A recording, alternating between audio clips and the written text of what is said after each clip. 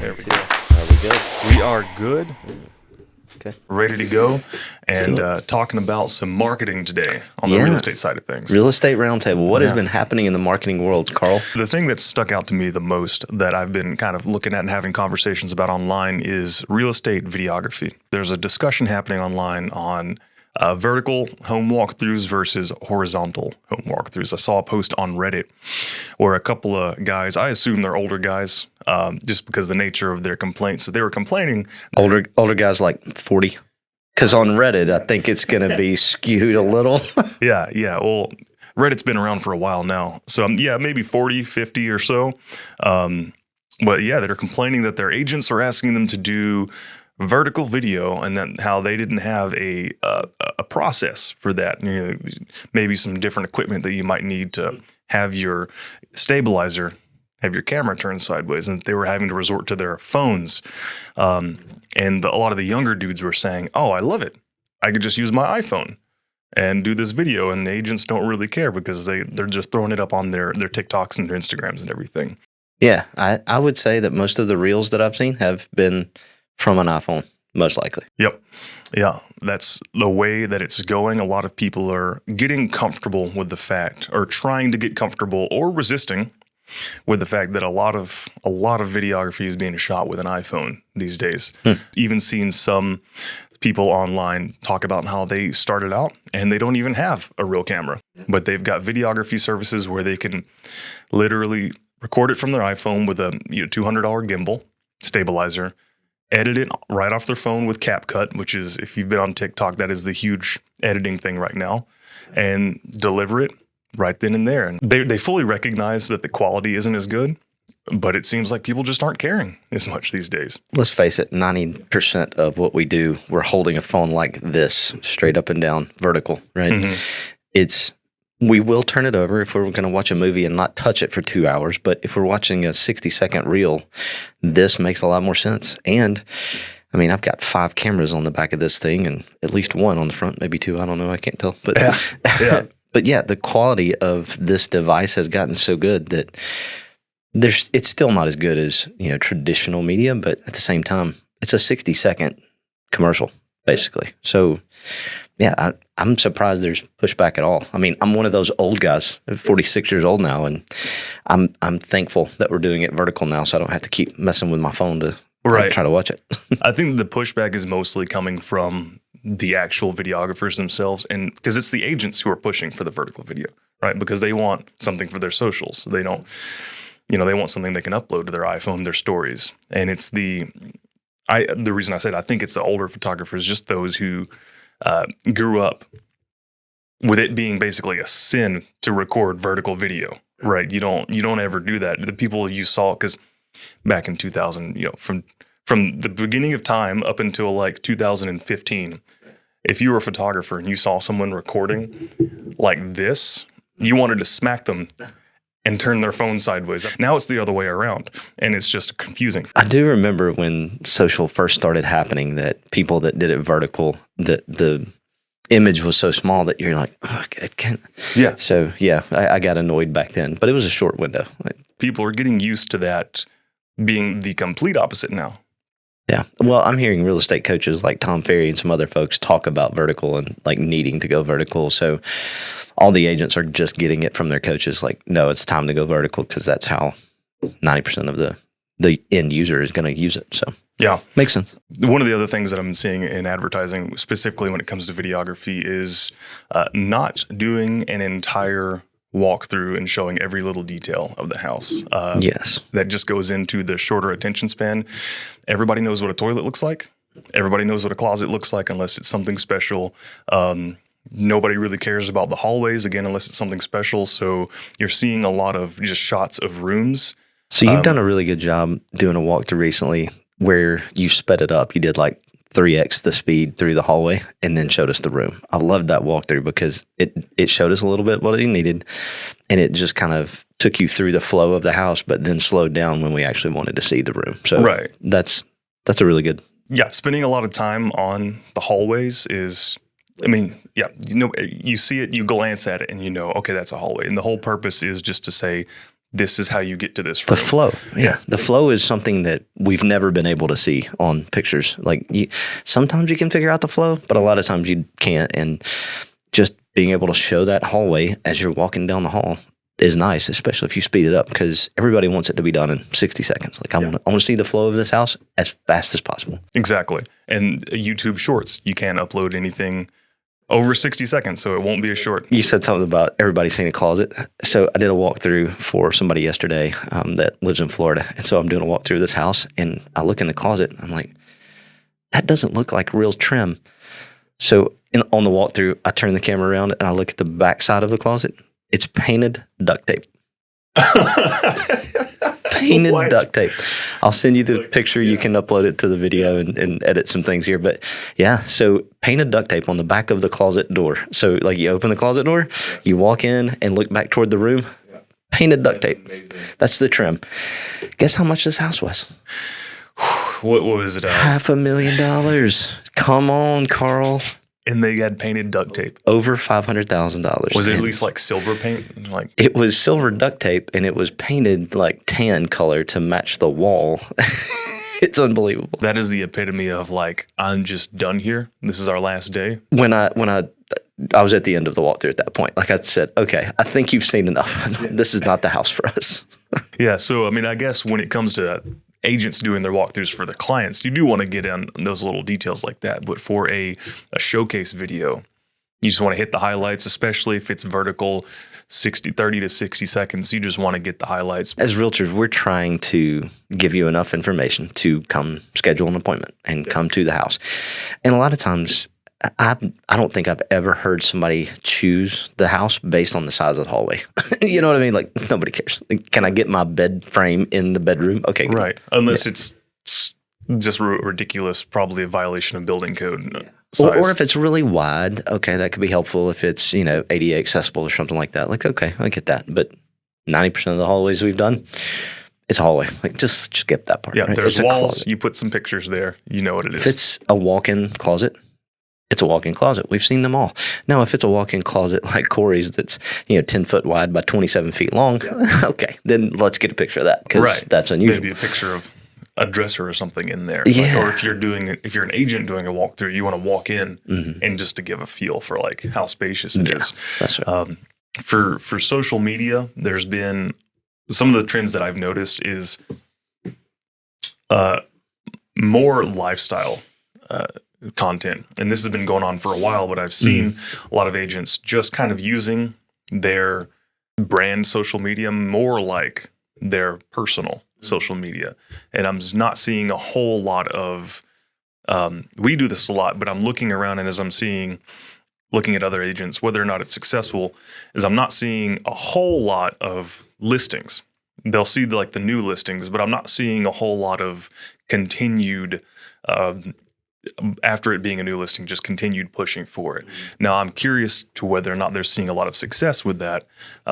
But that's what I'm seeing is more just sort of like, oh, we're here doing this thing. Here's my kids. I'm taking so-and-so to walk through this house and we're going to take a selfie and post this over here. So I'm seeing a lot of that these days. Yeah, that makes sense. I've had a hard time with that over the years because I've had a personal page and I've had a business page for a really long time. And I'm okay with mixing it a little bit, letting you know that I'm a real person and not a robot. But at the same time, if you're on my social media business page, you're probably interested in housing of some sort. Yeah. Like if you're on my personal page, you're probably less interested in housing of some sort, and you're more interested in my dog or my tractor or whatever, right? Yeah. To me, those two things are different animals. But I will say that the continued posting of a listing that's been out for a while, there may be a new buyer in the marketplace that wasn't when that was a new listing. Right. And now that buyer is in the market. And so they also need to know that house is for sale. One of the things that we've done with our marketing plan for years has been a schedule of 90 days, basically, which from 21 and 22, 90 days is just ridiculously long because the average days on market was 15 or 16 days. Right. But we do typically have a 90-day marketing plan where we do hit that target a little differently each time. So we may post it on Facebook and put it on our page and just boost it to the entire area to start with. And then week 3, we may decide we're only going to run this ad against somebody with a certain disposable income. We may run this ad for, like if it's a chicken farm that we're selling, we may run this ad for chicken farmers within a 200-mile radius, something like that. So years ago, before you were here, I could run a Facebook ad that literally targeted ethnic groups, which is crazy to think that that was even allowed at some point, but it was, which is nuts. And so the ability to target has changed drastically in the last 10 years. So can we still target it effectively? Like, what are some ways that we target ads currently? So you can still, for certain categories, you can get very granular, but there are some with restrictions. Housing is one of those. So for housing, you get a lot of your tools get taken away. So you can't do neighborhood specific. There has to be at least a 30-mile radius where you're targeting.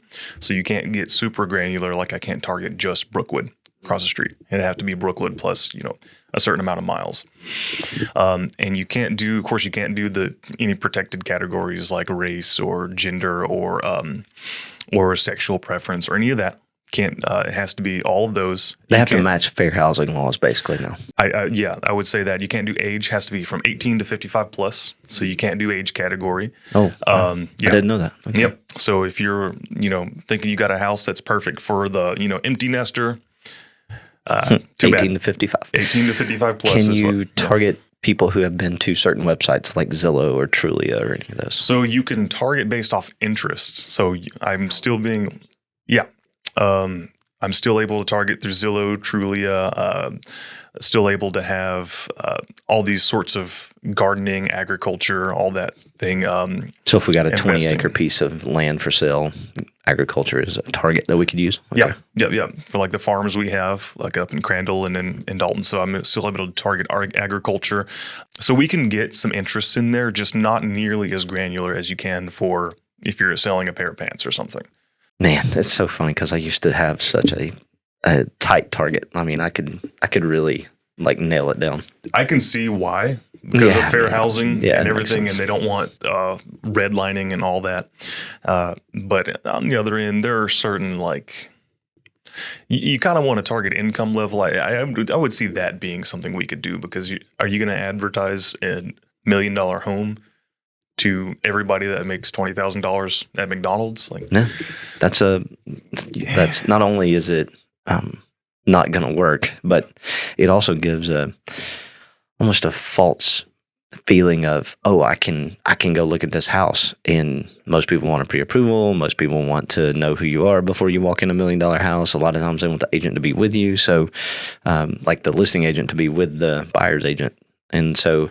Or even the other way around, thinking that, oh gosh, I can't afford home, because I'm seeing is all of these super expensive houses, maybe, or because let's just face it, we're fair. We give all of our houses the same treatment, but I can see a world where people throw more money to the more expensive houses and push them out more on Facebook and Instagram and all that. Mm-hmm. So I wouldn't be surprised if most of the houses you see that are being advertised and having dollars thrown behind them are going to be the one where the agent's going to get more of that money back. Well, I appreciate you saying the fact that we do treat them all the same, that whether it's a $20,000 piece of land or $1 million house, we actually have the same marketing plan. So you're going to get really more bang for your buck if you are listing $20,000 piece of land with us, because we're marketing it the same way that we did the $1 million listing. So for us, it's less profitable on that listing. And as a matter of fact, we probably lost money on some of our smaller pieces of land because we spend so much on marketing, but we make it up on the other end. So,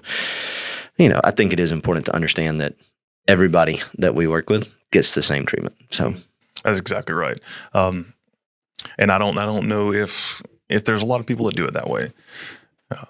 I mean, it financially doesn't make sense, but it is, to me, it feels like the right thing to do. So right. If we're going to be the most trusted name in real estate. There you go. You gotta be able to trust that we're going to do you right by your house. Yeah. Look at you pulling out the vision statement. I like it. Well, that's part of branding, right? Some other things that I've seen for marketing in real estate is I've seen some more podcasts pop up in our area. This is specifically to our area. Now, I don't know if this is, I don't want to toot our horn or anything. I don't know. But I feel like since we've been doing this, I've seen a couple others pop up, and I just can't help but to wonder, trendsetters. Did we have anything to do with that? Because you go back to their page and see when they were posting, and I don't want to call anybody out because I don't want to seem like I'm dogging on anybody, but I hop on TikTok and I see some clips and I go on and, okay, they've started posting, in the last 6 months or within the last year, after the Selling North Georgia podcast has come out, and they're local, Chattanooga, North Georgia area. And I can't help but to wonder, is that if we've had some influence on that. Yeah. Well, that's exciting. I'm glad that we have had some influence. Yeah. Hopefully this raises all boats, like the saying says, right? Like, we have started something that will help everybody get better and be more educated, be more informed. Right. So that's cool. Kudos to you. Thanks for doing such a good job putting this thing together. Well, I appreciate that. And you're right. It does help because a lot of the things that you see, and I'm sure you're super familiar with this, in the realm of real estate, people are just not very familiar with agents, what they think and what's going on.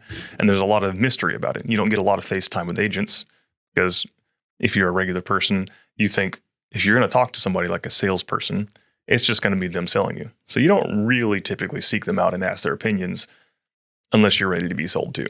If you're in the real estate market and you get FaceTime with a real estate agent, then they'll be happy to tell you what's going on, what they're thinking, that kind of thing.